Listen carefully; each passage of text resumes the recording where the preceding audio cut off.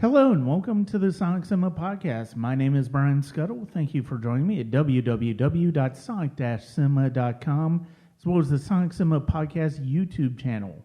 You can check us out wherever you listen to podcasts, whether it's Apple, Google, Spotify, Good Pods, pretty much any podcast platform you can find the Sonic Cinema Podcast. Wherever you do listen, though, please rate and review, subscribe. It always helps.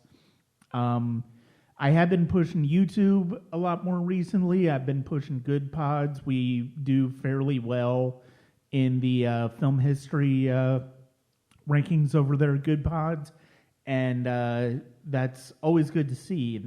But yeah, wherever you listen, I hope you continue to enjoy the podcast because we always have some great guests as well as some great topics. I'm looking forward to including this one as part of that. You can also check us out at patreon.com/Sonic Cinema. There you will find series like Leaving the Collection, where I look at a film from my physical media collection that doesn't really have much of a purpose in my collection anymore. I watch it one last time and I give my thoughts on it. As well as Life Soundtrack, where I look at listen to an album and kind of explain what made me get the album in the first place and why it connected with me. And both of those are available for subscribers at patreon.com/Sonic Cinema. So I did not necessarily anticipate August being a month of paranoia thrillers, but that's kind of how it's kind of how the cookie crumbled when it came to my schedule. We were originally going to have a great episode in the middle, but that's going to be pushed back to later because I couldn't quite get to preparing for it in time with everything else going on when it comes to work, when it comes to life, and when it comes to my movie reviews.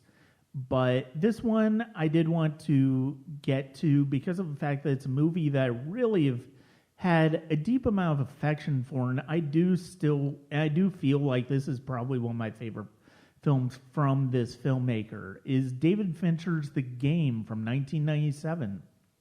Joining me to discuss it is a past guest. He's been on the podcast before. We've discussed documentaries. We've discussed The Godfather. I have joined him on his podcast, The Movie Loot. We talked about silent cinema, and today I'm pleased to be joined once again by Carlo from The Movie Loot. Carlo, how are you doing? I'm doing great and looking forward to this discussion. Thrilled to be here again. Yeah, it's always great to talk to you, and I know this is maybe, I don't know necessarily if it's a film that is very meaningful to you, but it's certainly a filmmaker that I know is very meaningful to you because I know how much you like David Fincher as a filmmaker, and I know we've actually kind of discussed possibly discussing Fincher on the podcast before. When you were first going to be a guest, you brought him up, and we've already, in my Class of 99 series, we talked about Fight Club with Jacob Belinsky. That was a tremendous episode. This is really the first time I've had a chance to talk about Fincher since, and I'm looking forward to talking to him with you. First of all, though, because it's been a while it's been over a year since you've been on the podcast. Yeah. And I did want to say, I mentioned it to Jason from Binge Movies when I had him on back in June, but I did want to say how much I enjoyed the discussion you and he had on John Woo's Hong Kong films. And you didn't hate me? No, not at all. I mean, I respect the opinion on Bull in the Head. I really do. And I will say, I do look, and I know Hard Target has some affection, and I get it. I will say, though, one of the things I did love is how every single one-line synopsis of his Hong Kong films basically was the same thing. But the fact of the matter is that is kind of Wu's thing in his Hong Kong films. He is exploring similar themes, and so I wanted to take this opportunity to tell you how much I enjoyed your work on that episode, and I really enjoyed the conversation you and Jason had. Thank you. It was unique. It was really like I said on that episode. I wasn't very illustrated in the career of John Woo beside his American films. So it was really an interesting adventure to dive into that Hong Kong filmography. Yeah, I think that was one of my favorite parts about it, was the fact that you guys were basically novices together in his Hong Kong work, and that's part of what made that very exciting. And look, Carlo, I mean, even though I greatly admire Bullet in the Head, and I know you put it at number 5, I couldn't possibly hold it against you nearly as much as I did Jason when he mistakenly misspoke on what freaking instrument Tequila is playing in Hard Boiled. I mean, that was just inexcusable. He's not gonna outlive that. No, he's not living that down. Even though I forgot to mention it to him when he was on the podcast back in June. But we are not talking about John Woo today. We're talking about David Fincher. And I think that's probably a good place to start with this conversation. What was your first real interaction with Fincher's work? Oh man, right at the beginning, just wanted to highlight that you mentioned your question. I don't know. I know that Fincher is meaningful to you, I think. And I actually just finished recording an episode on Fincher a couple of days ago that will be coming out, and probably, let's say before the end of August. I hope to have it out. So look forward to more Fincher discussion. I actually saw Alien 3 in theaters. Not obviously, we didn't know who Fincher was. I just saw it because it was an Alien sequel, and I wanted to see an Alien sequel. So that was my actual first interaction with the man. Okay, all right. Yeah, I know I did not see Alien 3 in theaters. So my first experience with him was Seven in '95. And it's a movie that really, I mean, even if I didn't love it immediately, it stuck with me. The sense of style he delivered, the performances he got out of Brad Pitt, Morgan Freeman, pretty much everybody in that movie. Yeah. And just the gut punch that ending brought to the story. And that's something where even if you're not familiar with his work for the first time, you probably, even if you're not overly familiar with his work or haven't necessarily seen his work yet, chances are you're familiar with Seven, or in the sense that you've at least heard of it. You've heard of that ending. You've heard of just what a absolute punch that ending is. Yeah. And I think that is one of the great testaments to Fincher's, that he really doesn't, even in something that is more overtly sentimental, which is something I'm not as big a fan of the film as I am some of his others, but even something like Curious Case of Benjamin Button, I think there's definitely some moments where you can see Fincher really being uncompromising in his vision of that film. And I think that's one of the great things about his work as a whole.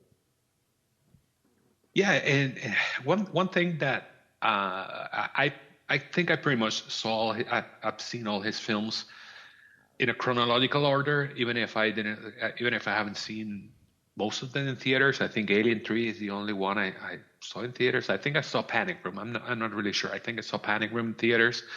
Um, but Seven is something that I always mention this when I talk about Fincher and his films. But Seven is a film that I rented with a group of friends, and it was just a unique experience just to rent this film and a group of like 10 or 12 mixed friends. I mean, there were guys and girls, and we just went to a house of one of us and just put that in, just thinking, oh, we're gonna have fun with this, just a typical movie night. Mm-hmm.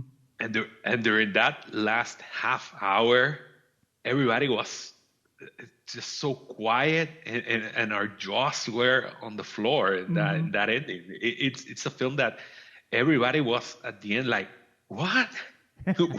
we just couldn't believe what we had seen. It really made an impact on all of us. And to this day, I still hold it as my second favorite film. Not only because of how good it is, but I always see it as a kind of formative film for me. Something like a bit of a gateway film into what films can be, what films can do, being so bleak, so dark, so uncompromising, so bold, to have this ending. And I really love that film, Seven. And the point that I wanted to get to, and I digress, but the point that I wanted to get to is that something that you can see through all his filmography. He likes to focus on isolated human beings. Mm-hmm. It's something that you can see all through his filmography. He likes to focus on that darkness inside people, obsessions. Those are kind of his themes, and that's something that you kind of see in the film that we're going to talk today, the game.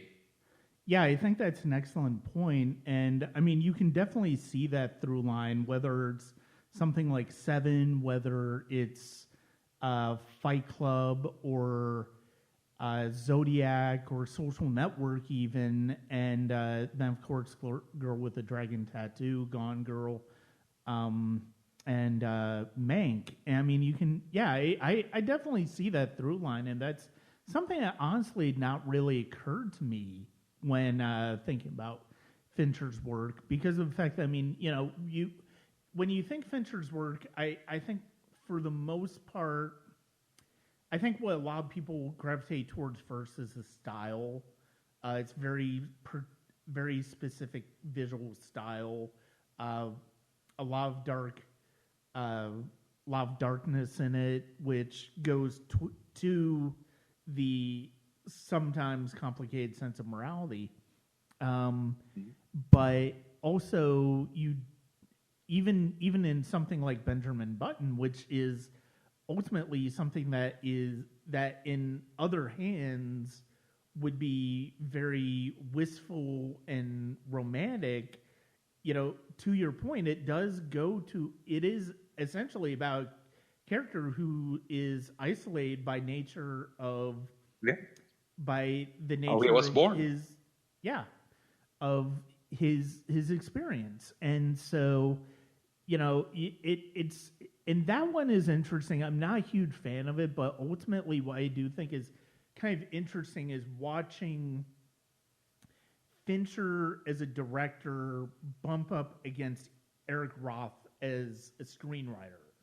You know, I mean, there are moments in that movie that do very much remind me of Forrest Gump and Eric Roth's work, and that's that movie, which, you know, Forrest Gump is a movie I don't have a huge amount of nostalgia for. I think it ages very poorly to a certain extent. But, I mean, I think there are times where Roth's vision of it kind of it kind of overpowers what Fincher's trying to do. But at the same time, even with Benjamin Button, you still feel that sense of sadness, still feel that sense of isolation. And I think there are some wonderful moments in Benjamin Button that Fincher's able to bring out of that movie. Yeah, I agree. It's probably on the bottom tier for me. but it's a film that even though it's in the bottom tier for me, I don't dislike any of his films, but even though it's in that bottom tier, it's it stucks with me. That ending, that last probably 15 minutes or so, when you see where the story leads you in that end between these two characters, Kate Blanchett's character and Benjamin Button, it's so eerie and so haunting. That specific last scene between them, it's just something it's. I just don't know how to explain it. So haunting, so eerie. It gets stuck. It gets under your skin, and it's always what I gravitate to when I think about that film. Even though it's, like I said, in that bottom tier, even though I think there's a clash, and I like what you said, because you get to feel that clash between David Fincher's sensibilities and maybe. I don't want to say this in a dismissive way or derogatory way, but I think he wanted to make something for an award, or he wanted to make something that appealed to that crowd. And you kind of get that. You kind of get that sense in some of the films he made. Even something like Zodiac, which I love. It's probably my second favorite film of him, but it has such an epic scope. And I think he this is me speculating, but I think he was broken or disheartened by how that film was dismissed. Yeah. I mean, I don't think it got. I don't think it was nominated at all, but for anything. No, I don't think. No, nothing. And I find that incredible. I just can't believe that. It's baffling. But then you see the films that he made after that, Benjamin Button, Social Network, and they're that kind of film that still has the Fincher flavor, and those themes that I was talking about: isolation, obsession. Maybe the darkest realms of the inner the human being, but in a way that might appeal. I'm going to make this to appeal to a certain crowd, not the same crowd that I made Seven or The Game or Panic Room. That's kind of what I got from him. No, I can definitely see that being the case. You can definitely, you definitely feel like Benjamin Button ultimately might be coming from a very different place than something like Zodiac. I mean, Zodiac, which is probably my favorite David Fincher film. It's a movie. It's very uncompromising in the way it approaches that story and the way that you see all of the characters and the way that the obsession with Zodiac destroys them in a large sense and changes them profoundly. And that's one of those cases where it's truly criminal. That movie did not get nominated for any Oscars because of the fact that in a just world it should have. But I mean, you definitely see that change. I mean, even something like Girl with the Dragon Tattoo was an adaptation of a very famous novel that had already been remade that had already been adapted. So it was a new version of an acclaimed novel. So you kind of see the prestige in that. You kind of see the prestige in Gone Girl, and then of course Mank is something he adapted. He made from a script that his father had done, and so and part of the reason we decided to touch on The Game this year is because of the fact that Fincher is going to be back with a new movie this year. The Killer's probably coming out in November, but. It's funny. I talked about at the top of this episode that I didn't necessarily expect my August to be on the podcast to be basically about paranoid movies, because at the beginning of the month, we talked about John Frankenheimer's Paranoia trilogy of Manchurian Candidate, 7 Days in Heaven in May, and Seconds.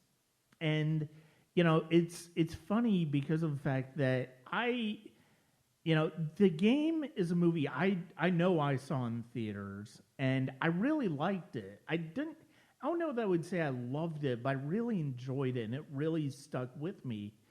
And I was definitely excited when it finally hit the Criterion Collection in 2013. I'm like, okay, I absolutely have to get this because of the fact that it just continues to just go around in my head. But one of the things that it occurred to me a couple of years ago, I've kind of talked about it on the podcast. I talked about it a lot when we talked about Frankenheimer's work, because I think Frankenheimer's work is very much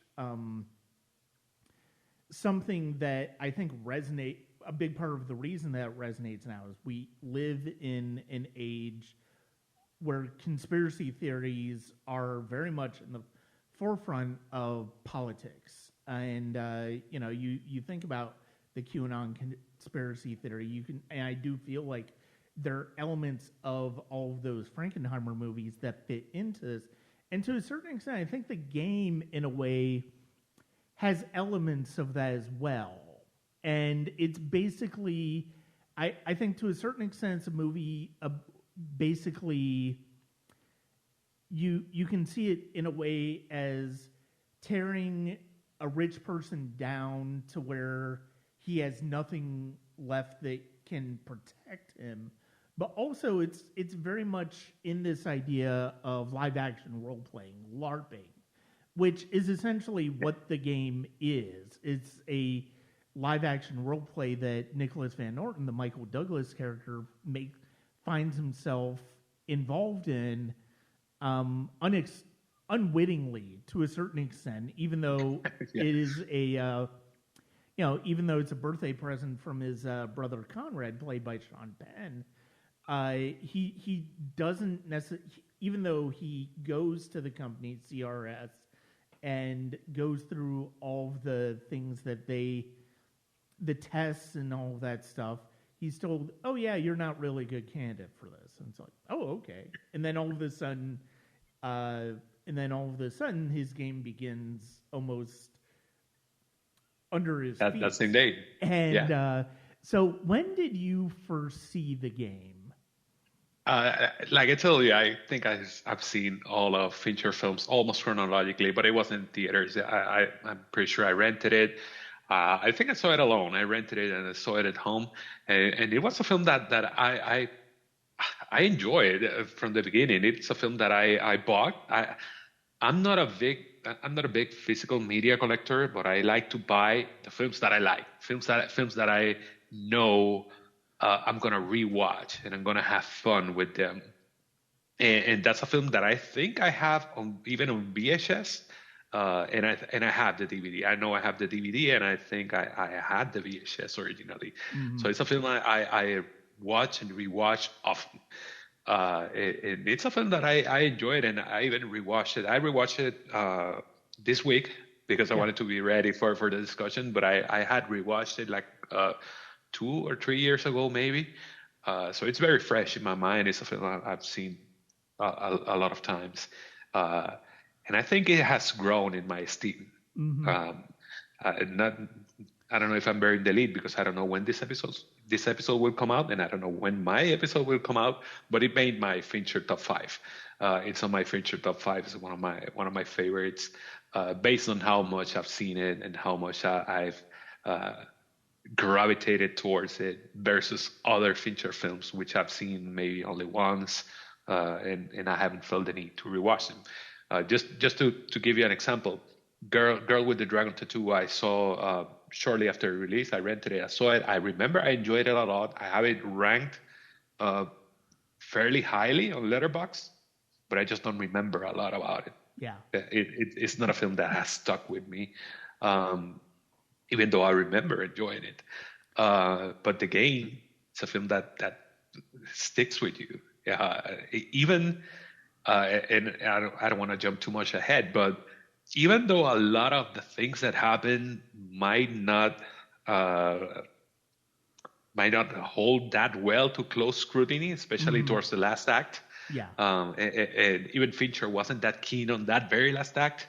Um, but it still makes you it still gets your wheels turning, and that's what I like. I like films that gets my brain working and think, how did they do that, or when did this start, or how did this came to be, or in what point did they start pretending, and they start, when did the game starts and when did the game ends? Yeah. Even at the end, is the game over? Mm. You don't know. There's an interesting exchange at the end with Christine, Deborah Karanger character, where they go out and they have this nice exchange. I'm going to the airport. I have another game and whatever. Um, and she tells Michael Douglas, Nicholas Van Orton, Christine is not my name. My real name is, I don't even remember, uh, but it keeps you wondering: is that her real name? Is the Mm-hmm. game over, or is still some level of facade in what they're in the exchange, or what they're living? So it's really interesting. I really love it. Yeah. No, I mean it's interesting. I mean, yeah, the third act is like it does kind of feel like an ending trying to find the middle in a way. Yeah. Like you're trying to figure, like, he knows where he wants to get the ending to go, but he's not quite sure whether the way he's going is the right way to go. Um, I mean, yeah, it does raise the question as to whether when the game starts for Nicholas. Does it start the second Conrad gives him that envelope? Is it the second that he goes into CRS? Is it basically, and why exactly does, and I mean, how much can we trust CRS at the end? I mean, is this something that Conrad is it just all part of the game? Is this something that Conrad came up with? Is this something that he's in too deep with, and that's why he had to get that's why he had to get Nicholas to go along? I mean, it does raise a lot of interesting questions. I think that's one of the things that was so interesting about Michael Douglas in this stretch of his career, the 80s and 90s. I think really starting with Fatal Attraction, and I mean, this might have been one of the last movies that really utilized it really well, is this idea that Michael Douglas, I mean, when I know for me, one of the first times I really noticed Michael Douglas was Romancing the Stone. And he's this macho guy who, nothing can phase him. Like he's somebody who's seen it all. And then, you look at Fatal Attraction, and then Basic Instinct, and then Disclosure, and then this. Wall Street. And I'll be honest, I'll be honest, I don't remember if I've seen Wall Street.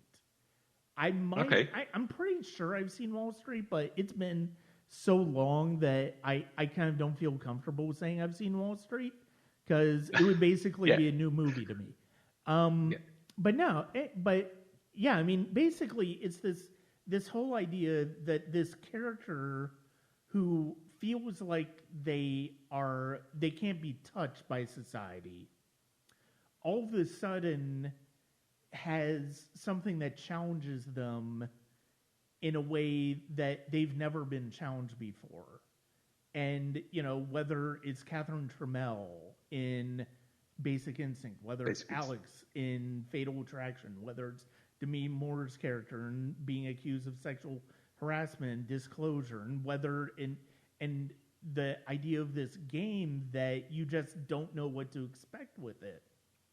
I think in a way, in this run of movies, I think the more vulnerable Michael Douglas is, the more interesting his performance becomes. I think that's one of the things that I like about his work in The Game is that this might be some of the most vulnerable work that he's done in his entire career. But there's still this sense of arrogance to him when he thinks he's found something out. Yeah, he that stretch that you mentioned, he really made a name playing wealthy businessmen assholes. Yeah.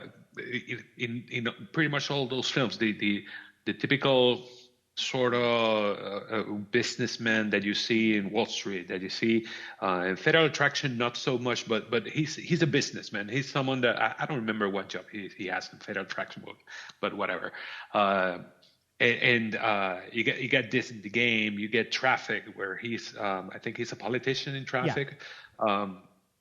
But it's that kind of high class guy that it's like you said, not you can touch him, and yet here he is, broken by all these things that happened to him, and it's great how you see that performance evolve through the film, because in the beginning you see there's going back to what I mentioned, when did The Game starts, that first act where you see his arrogance. He's so good playing that arrogant asshole.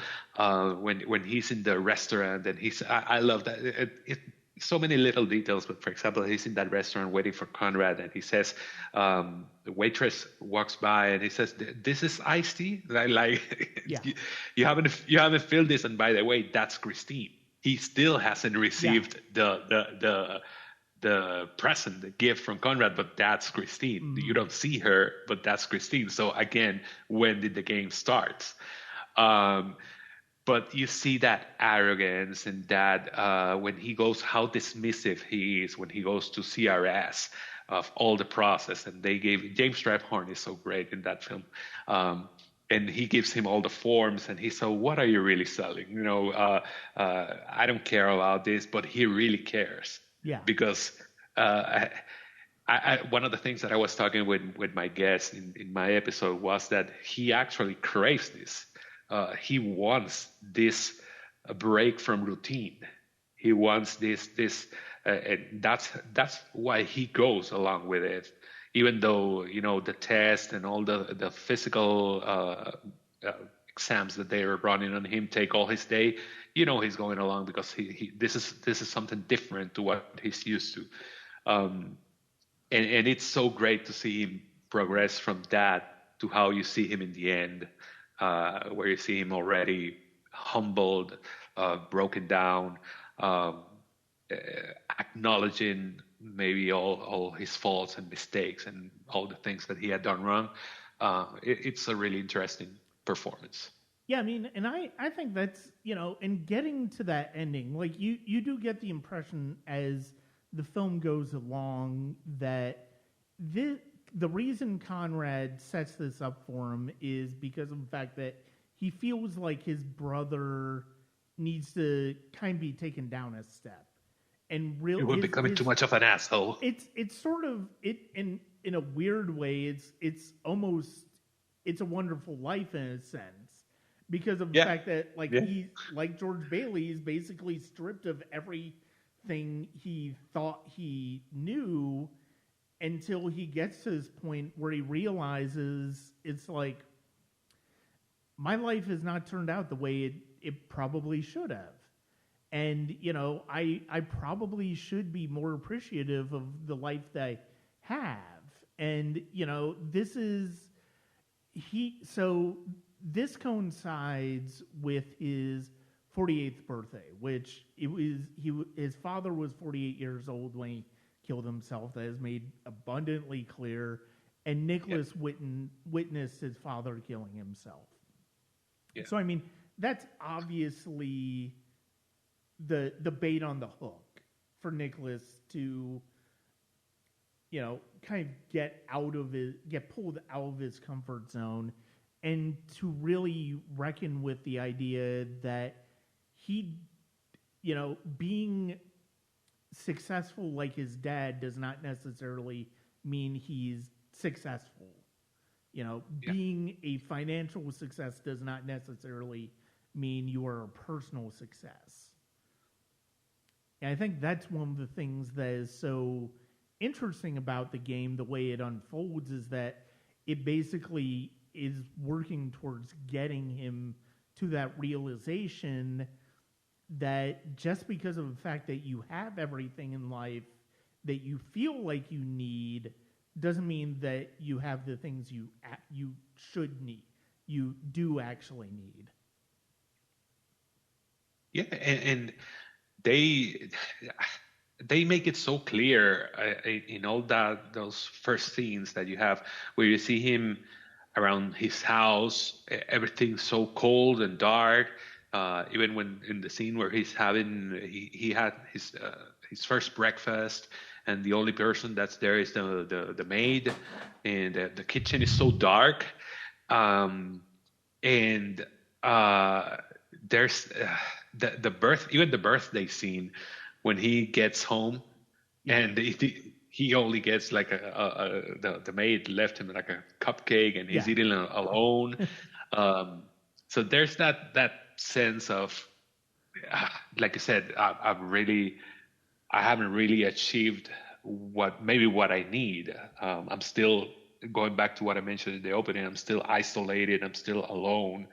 I don't have the conversation with his ex-wife, which is he's so dismissive of her.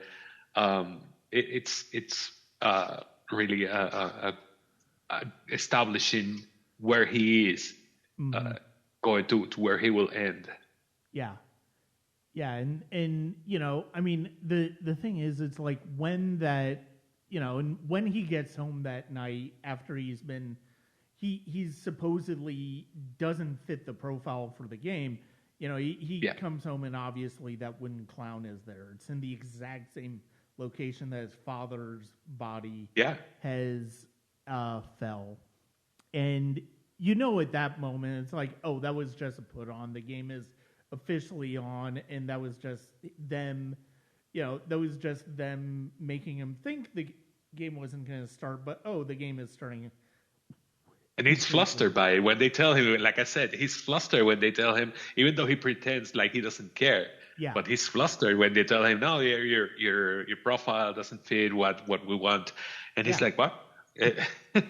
So again, he wants this. He wanted this. Yeah.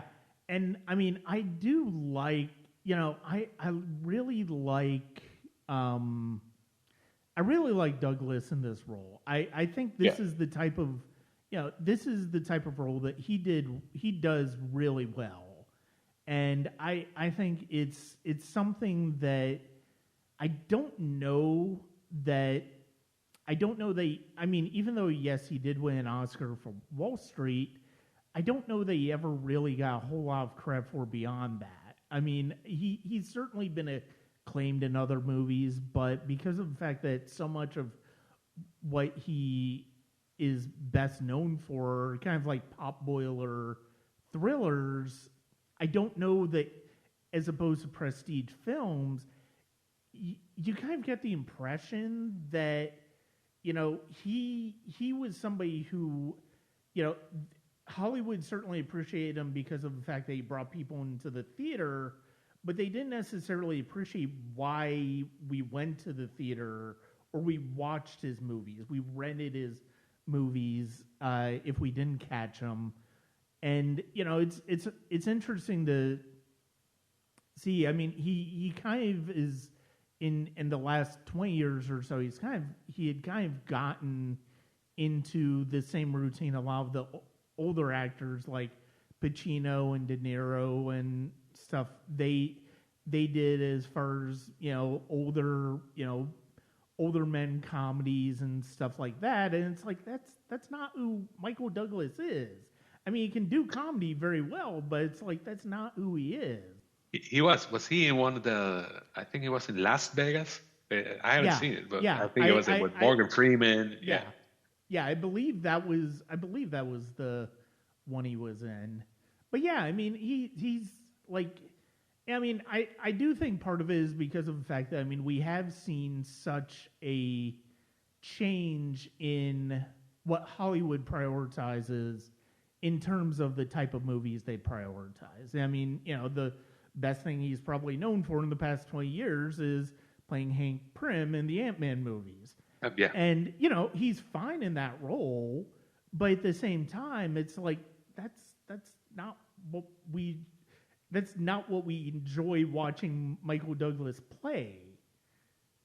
Yeah.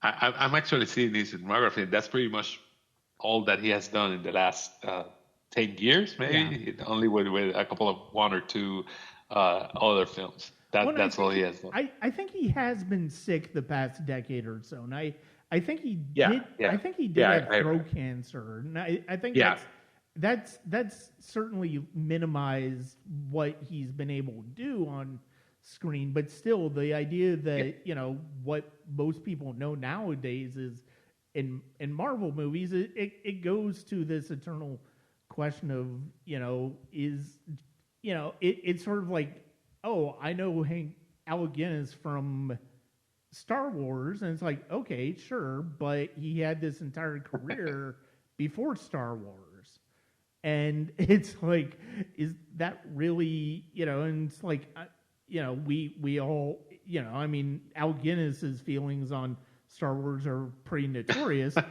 but at the same time, it's like, really, if all you know from Michael Douglas is the Ant-Man movies, it's like, please look at some of his movies in the 80s and 90s. Yeah. Even in the 70s, not to deviate too much, but a couple of months ago, I saw the China Syndrome, and he's in it. His role is not that big, but it's a key role.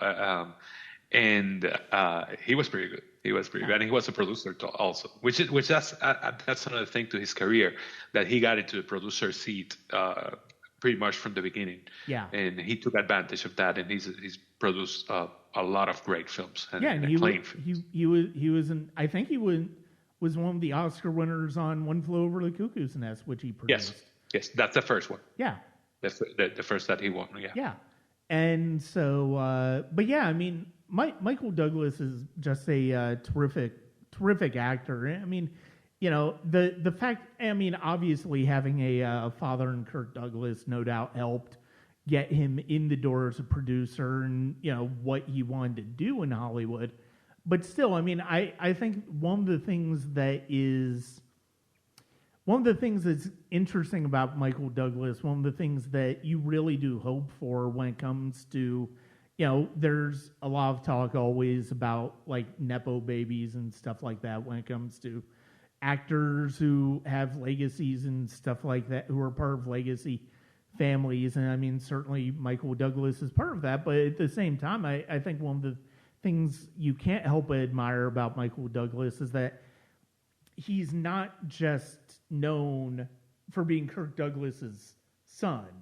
Like, he if you didn't know who Kirk Douglas is, you would still know who Michael Douglas is. Yeah. And I think that's one of the things where, you know, he is a case of somebody who used that privilege of being a famous person's son and parlayed it into his own path. And I think that's one of the things that, you know, you hope for with any actor or filmmaker who has talent, who decides to pursue filmmaking in their own right. Yeah, I agree. And definitely, like I said, his role in producing acclaimed films, and he certainly has brought that to his career. Yeah. I mean, we've spent a lot of time on Michael Douglas here, but I mean, and certainly he's the main focus of attention. He's basically in every scene of this movie. I do want to talk about the movie itself, and one of the things that I always, whenever I rewatch this film, I always forget how perfect Sean Penn is as Conrad, and I love how different his energy is than Douglas's. Like Douglas is basically a smarmy asshole, and Penn is somebody who there's just something about him that you don't know who to trust, whether to trust him or not. Yeah. He plays him a bit like a jerk. Yeah. But that you feel like there's even from their first meeting, you feel like there's this bottled up anger and tension in him. I think that when they have that first conversation, when he congratulates him and he says, did he mistakes like his the date or something? Like said it was yesterday, and he was, yeah, whatever. So you get that the relationship is not a strong relationship. Yeah. You get that there's some tension, and it gets to that. It goes to that what you say. It creates that mistrust. Is this guy for real, or is he trying to deceive something? And that's certainly put into gear when the game continues, and you start to wonder who's really the one that is Conrad behind all of this. Is who is behind all of this? Yeah, absolutely. And but the thing is, it's like even though you have that tension, you also get the impression that these two are brothers. Like you do believe that these two are brothers, and this is where I do want to bring up like Jodie. So the original plan was to have Jodie Foster. I think the original plan was to have Jodie Foster play Nicholas's daughter, which they originally thought about. And I mean, she's 20 years younger than Douglas is, so yeah, technically that could have worked. But at the same time, because of the fact that we've watched Jodie Foster grow up on screen as well, it still would have been very weird. So they tried to make her a sister. And that didn't really sit well with anybody. So she ended up leaving the production, and they went with Penn. You mentioned that to me, and it really blew my mind when you brought it up on Twitter, and I was reading about it, and it was actually that at least what I found out. They originally wanted Foster to play Michael Douglas' sibling, but she thought it would be better for her to be Michael Douglas' daughter.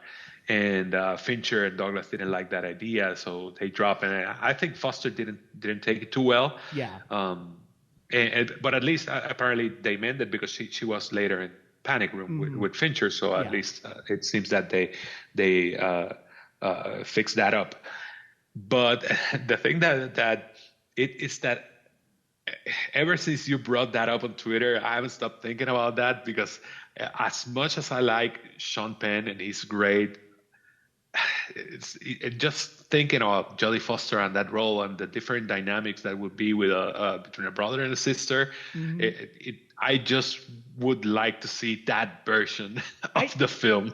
And the thing is, it's like you have to wonder what. I mean, I mentioned the type of energy that Sean Penn brings to the role of Conrad. Like, Jodie Foster would have brought something completely different.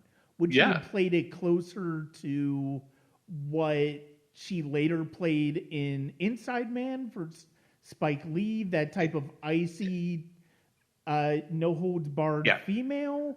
Or that's precisely what I had in mind. Or would she have played the character as more of a ball buster, but in a playful way? Like, what type of performance would we have gotten from Jodie Foster? It's fascinating to think about.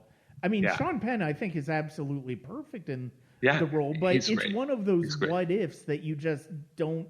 You can't, like you said, you can't get out of your head once you hear about it, because of the fact that it's like, that would have been it would have been weird to see.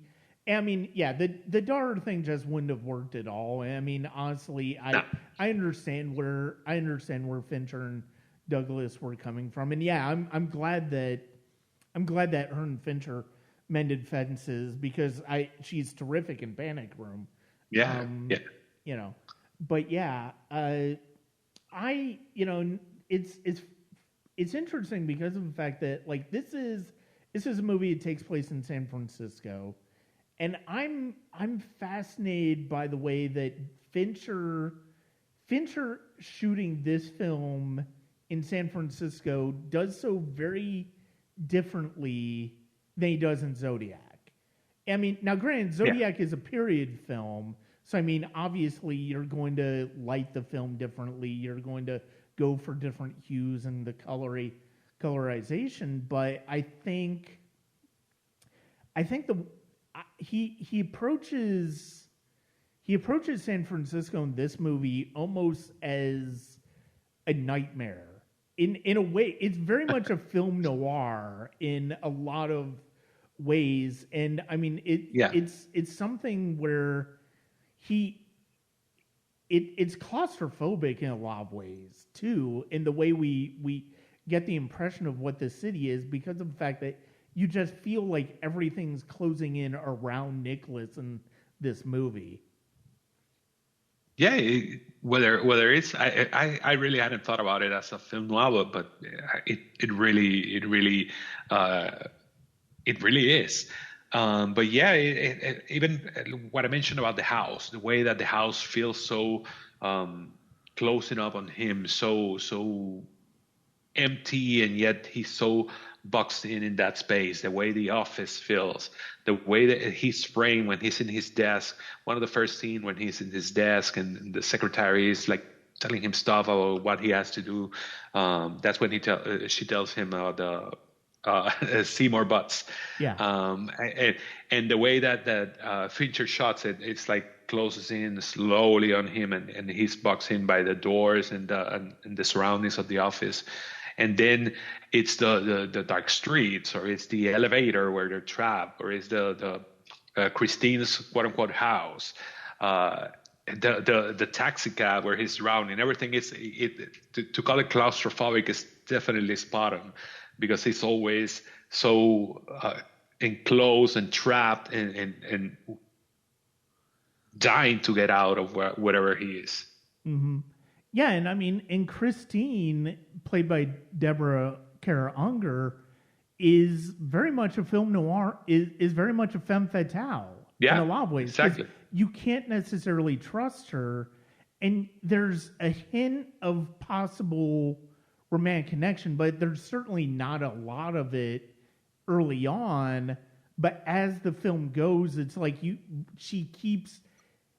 they keep ending up together. And they keep ending up in this situation together, to the fact that they're on that roof together at the very end, and it's a very natural conclusion to it's a very natural conclusion to this part of their story. And I mean, Unger is an actress who, I mean, most people really will have known her from Cronenberg's Crash. She's also in. She was also in Brian Helgeland's Payback with Mel Gibson, and so yeah, it's one of the things, and she's not. And the thing about her that I like is that she's not the typical like bombshell actress that you would see in a film noir, but she projects that sense of dangerousness and uncertainty about the world that is just absolutely perfect for this role. Yeah, and she has there's a feistiness that she has that I think is necessary for us to believe that she'll be able to, because her job primarily, obviously we don't know from the beginning that she's in on it. Yeah. But her job is pretty much to lead Nicholas through whatever they're going through, and to that extent we can talk about when they have this flirty romantic exchanges. For example, when she tells him that, when they told me, I asked him, that you mean the handsome guy in the restaurant? Is she for real, or is that part of the game? Because she needs to bait him into following him and all that. But that energy and command that she has. It's necessary for us to trust that she will be able to lead Nicholas the way she leads him. Yeah, yeah, absolutely. And there are so many other terrific character actors in this movie as well. This is an era of filmmaking I truly miss, where you could populate a movie with like 5 to 10 great character actors, and you'll recognize them from each and every, from this place and this place and this place. And I think the other biggest name in this movie at the time was Armin Mueller-Stahl, who had just been Oscar nominated in Shine, and he is basically a businessman that Nicholas is throwing out of the business and basically saying you have to retire. And the way that plays into the game as well, this very genuine business decision that Nicholas was going to make, the way that the game twists that into, well, is this an act of revenge on this guy's part, or what's going on? And then he talks to Mueller-Stahl's character, and Mueller-Stahl's character is like, I've talked about with my family, and this is the best decision for me. It's like I will gladly take this agreement, and but it's also I brought up a Christmas, It's a Wonderful Life, but it's also a Christmas Carol. I know that's been a comparison that people have made. Because Nicholas Van Orton is essentially Scrooge. And you definitely see that in the way that he looks at people who he sees are below him in social status. And it's like that's what makes this so interesting of a morality tale, because of the fact that you don't know. You understand thematically where the movie is going, but you also are not quite sure how it's going to get there. It's probably going to get to this one moment of reckoning where he realizes kind of the error of his ways. Although, I don't know, you could almost make the argument as to whether he truly does. I mean, we don't... I don't feel like we get... And we'll talk about the ending more. Because I know even Fincher said, I'm not sure if we necessarily stuck the landing on that movie, so to speak. But but you do kind of get the impression that even if we don't see a dramatic change in him at the end, you kind of get the impression that change is coming. And I think that's always kind of an interesting way to end a character arc in a movie. Not the sense that, they're at the end of their journey. No, they're at the beginning of their next journey. And I think that's always kind of an interesting way of approaching a character arc. I think there are moments towards the end where you can see that he's moving towards that change. For example, there are moments that for me feel very organic, very real. For example, his final conversation, not final, but his conversation with his ex-wife at the diner. Yeah. When he asked her for her car. I think that conversation feels, and he finally apologizes to her, and he apologizes to say, I know I wasn't a good husband.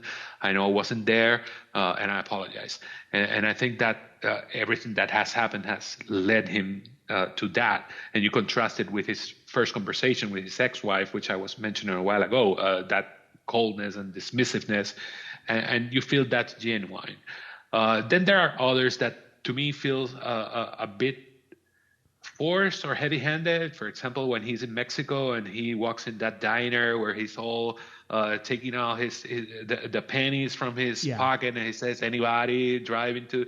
That's one of those moments that feels, I know what you're doing, but it feels a bit heavy-handed.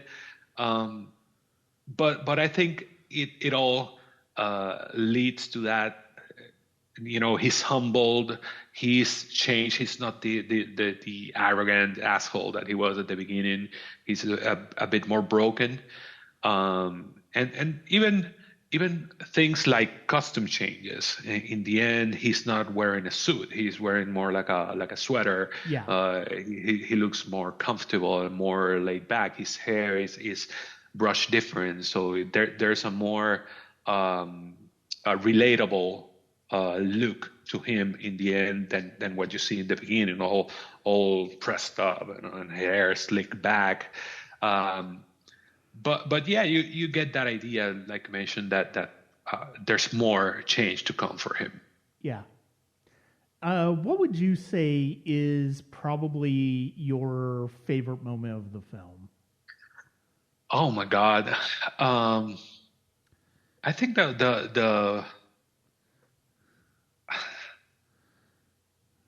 there are certain moments, little moments. The bit with the clown is good, and that bit with the guy in the TV, Yeah. the news guy, Yeah. that scene is always. I've always liked that one. Um, there's. I'm trying to figure out, but I'm gonna throw a couple of moments that I like. I love, because this is the moment I think of realization, but I love the moment in the cafeteria in the end when they Mm-hmm. finally get to CRS and you see all the people that he has met all through the night, sitting there having lunch. Yeah. I really love that moment. Um, because you see it's one of those things again where when did the game end, when did the game starts, because not to deviate too much, but even towards the end, the guy that is in the airport with him and he points him that Yeah. the pen, Yeah. then you see him at the end and he's the one that's bringing the invoice to Yeah. Conrad. So he was seen on the game as well. But those little details, I like those little details. I like the moment with also with when he goes to Christine's quote unquote house, because that's when you also realize, oh, she's in on it at some level. And when he finds out like the fridge is empty, the bookcases are fake. Fincher throws all these little moments of, oh shit, this is not what I thought it was. All those little moments I really love. There's so many little moments, and I love how they play with the CRS. You see the band outside Christine's house. It says cable repair, cable repair specialist, so it's something like that. The taxi cab where he hops in, the one that jumps in the river, it says California Regal sedans, something like that. all little hints, to show you, oh, CRS is in on everything. But there are many great scenes that I love. Yeah, I mean, I think one of my favorite moments in the film is when him and Christine are getting away, and they're climbing away, and I think it's from the I can't remember whether it's from the restaurant or the hospital, but like in the bit about how much his and how much in modesty and stuff like that, how much his shoes cost and stuff like that. It's like, really, are all these things important at this point? You're getting chased. What are you trying to do? I do really like that. I like what leads to the hospital, how they get taken to the hospital, how they get out of the thing, and then all of a sudden the lights turn out, and like everybody's gone in a split second. I love that. I love the idea that this movie really does. I do, it's like, as much as I'm somebody who is very much concerned about the level in which conspiracy theories have, permeated into modern discourse and modern society. I'm also fascinated by it because of the fact that it's like, what is, and I'm fascinated by it in films especially because it's like, how best can you portray somebody who feels how much can you push somebody into thinking something is real that is not real? And what is that moment of how does that radicalization happen? How does somebody who seems to be fairly well put together, mentally speaking, crack? And I mean, a couple of years ago, I shared an episode that a friend of mine and I recorded on Steven Soderbergh's Kafka. And it's a terrific example of the same kind of thing that The Game is doing, I think. And I mean, if we're going back to the Frankenheimer movies, I think the movie this most connects to of those three that I talked about earlier this month is Seconds with Rock Hudson, where it's basically if you were offered the chance to live a different life, would you take it? And could that give you fulfillment? And I think both movies in their own way are about finding a way towards richer fulfillment in the main characters' lives. And one of the things in Rock Hudson realizes is that just because you have everything you thought you wanted doesn't mean that you're happy. And Michael Douglas's character comes to realize that too, but in a very different way. And there are shadowy corporations that basically play into both of those fantasies. And now this is a movie I love the different ways in this movie, the way this movie messes with Nicholas Van Orton. And I love the cinematography by Harris Savides, and they would later collaborate on Zodiac. And then Howard Shore does a wonderful score in this movie. And I mean, he's one of the best. I mean, you know, obviously from Seven and Silence of the Lambs, which I know you love. I mean, he's a tremendous composer. Yeah. And but yeah, but getting to that ending, it's like ultimately I think that ending is great because of the fact that it's almost the manifestation of what his father's death did to him by feeling like he killed his brother. He's feeling the weight of his actions towards his family. And that's something that his father didn't necessarily take into consideration when he took his own life. And I love that as something that this film gets to at the end. Yeah, it's that to lead him to the same place that his father was in the end. It's quite something. And one of the things that I was thinking, it's how cold it is for this game to start, quote unquote, with putting that clown in the driveway in the same spot that his father. I mean, that's cold. And that's something that then you realize this is not an ordinary game. This is not something that this is not a game. and to see where how it pushes him to that same spot, and to realize then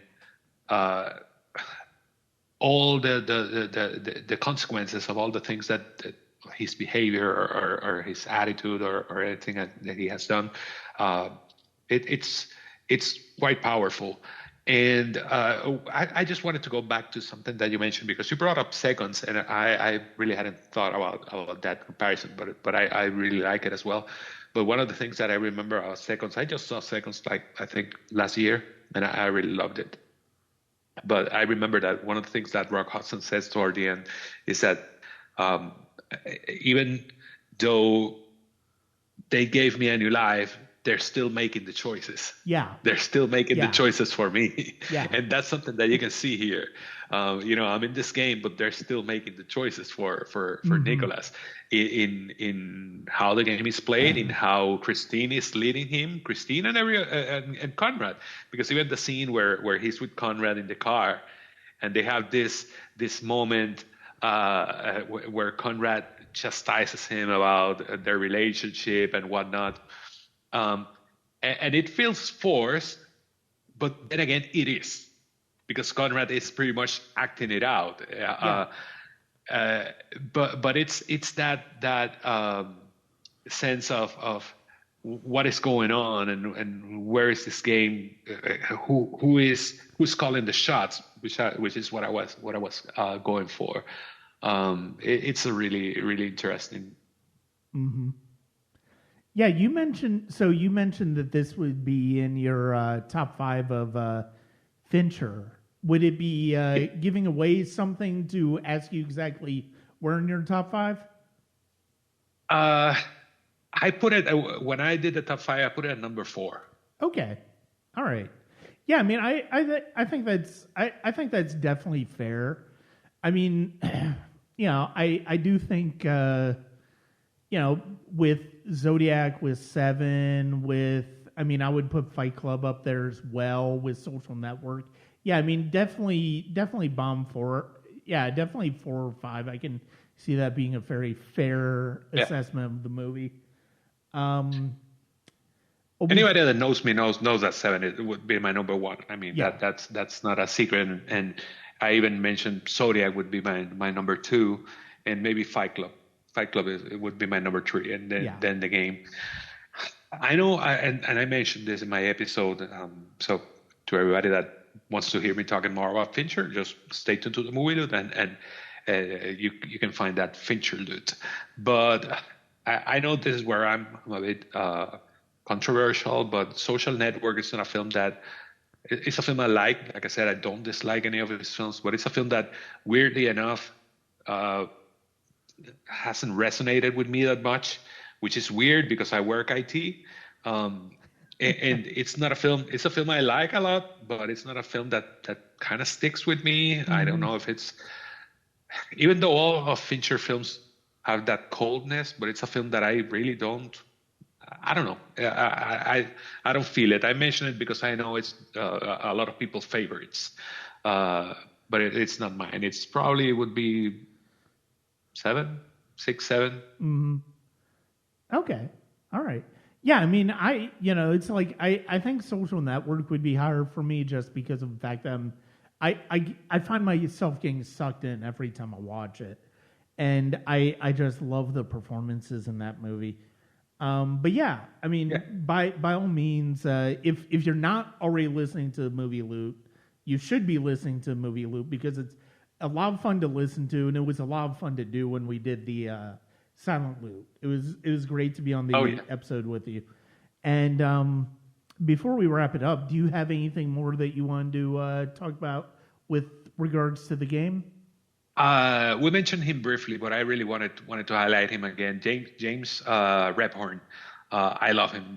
He's the guy that plays the CRS executive, and he's so good. You get when Michael Douglas goes to that first interview, he's so friendly, but a bit, I don't want to say slimy, but a bit like sketchy and fidgety and weird, which goes again to who do I trust in this company? Who do I trust in this film?